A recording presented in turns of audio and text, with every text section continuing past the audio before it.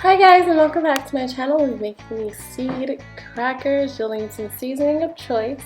I'm using some sesame seeds, flax seeds, chia seeds, and hemp seeds.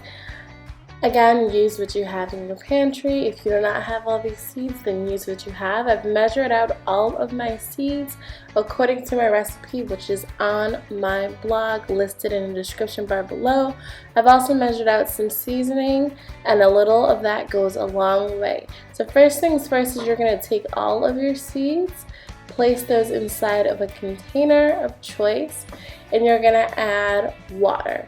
I'm adding 16 ounces of water. You can add more. I did later on, so I added another half cup. And all you're going to do is mix this very well. You want it to be very well mixed because chia seeds and flax seeds, especially chia seeds, double in size. With the liquid, they create this nice gel-like substance around them, as with flax seeds when they're boiled. And that is what we are looking for. But look at how beautiful this is. It's nice and liquidy and flowy with all these beautiful seeds. Okay, we're gonna let this sit. And I'm gonna check it in between. You wanna let it sit for at least an hour to 2 hours. I know that's a long time, but you wanna give it the time to release those, gooey substances. So we've let it sit for about an hour, and it is nice and thick and ready to be turned into crackers. So yeah, you want it to be nice and thick. Thickness is what we are looking for, and I'm going to show you from the side so you see how you can see the gooiness. Oh, so good. And you want it to be like that because that is what is going to hold the cracker together. We're not using any other substance to hold it together. So the flax seeds and chia seeds are our binding. And yeah, look at how freaking awesome that looks. Making a mess. Alright, so let's get everything together. So now if you have a parchment paper or a baking sheet or a baking mat, I suggest use it now. I learned from my mistake by putting this on a baking sheet without any, parchment paper or a baking sheet, the little rubber mats. You need one of those to make them perfect, or you need parchment paper.